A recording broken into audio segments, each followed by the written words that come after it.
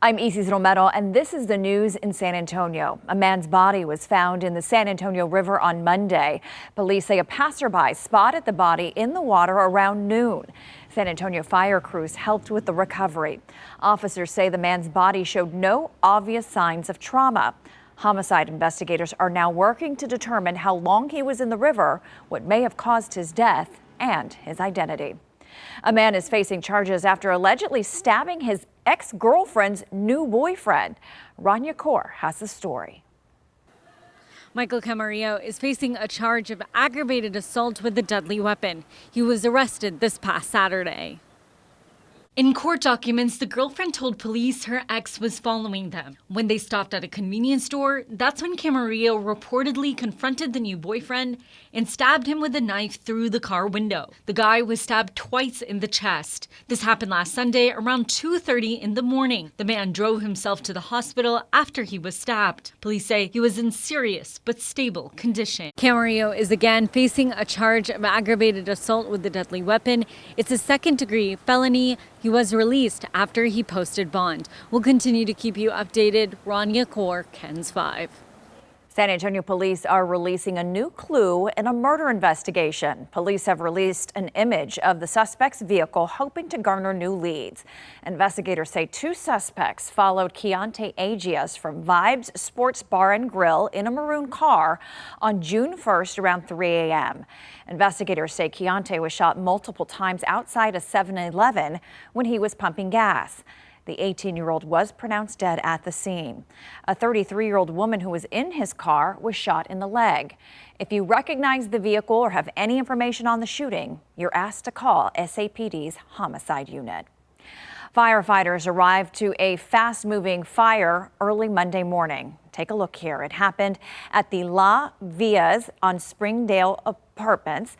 Firefighters say 11 people lost pretty much everything. Sue Kalberg picks up the story. Many of the people here agreed. As soon as firefighters left, helpers took their place. Most importantly, the dogs were not hurt. They stayed in there the whole time they were putting out the fire. Estrella, you look like a star. From the tiniest victims like Estrella, Cookie, and Negra, who were trapped for a time in the burning building, to the people who were left scrambling for essentials like shoes. Nobody got hurt, thank God. Cecilia Valdez and others say they're grateful for the kindness of strangers after a frightening 3 a.m. wake-up when neighbors banged on doors and they ran for their lives. But everybody came together, everybody helped each other out, gave us waters, gave us food. One firefighter was treated and released from the hospital for a minor issue.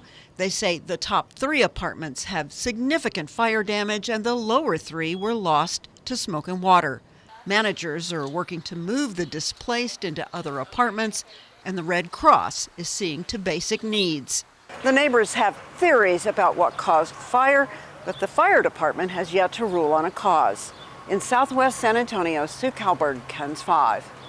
An update on the deadly flooding earlier this month. The medical examiner has identified the 13th and final victim nearly 3 weeks later. 77-year-old Esther Chung is the oldest victim from the June 12th floods. Officials say her body was found in the Perrin Vital and Loop 410 area on the northeast side. It's the same area where 11 bodies were recovered after a wall of water pushed cars into a nearby creek bed. Now to heat dangers. One of the warnings we talk a lot about is heat stroke. But did you know overheating our bodies can impact our brains? Jeremy Baker explains. Not just road rage itself, but also slower reaction time, making driving ability suffer, adding to the threat of anger on the asphalt.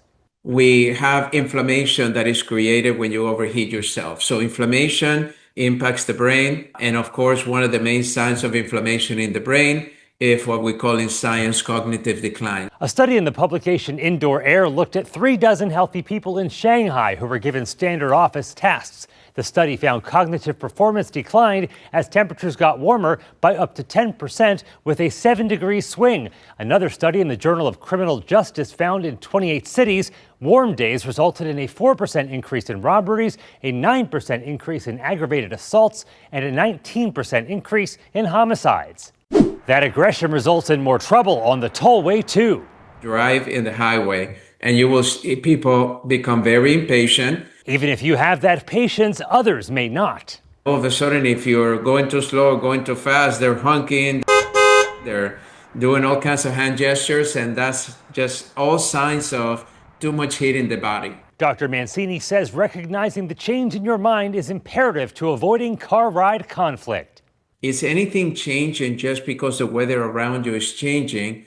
And also make sure that you recognize that if it is, then let's do something about it. Dr. Mancini also says if it feels like the heat is making your mind melt, to take a piece of ice, hold it where you feel your pulse to help cool the body and the brain back down.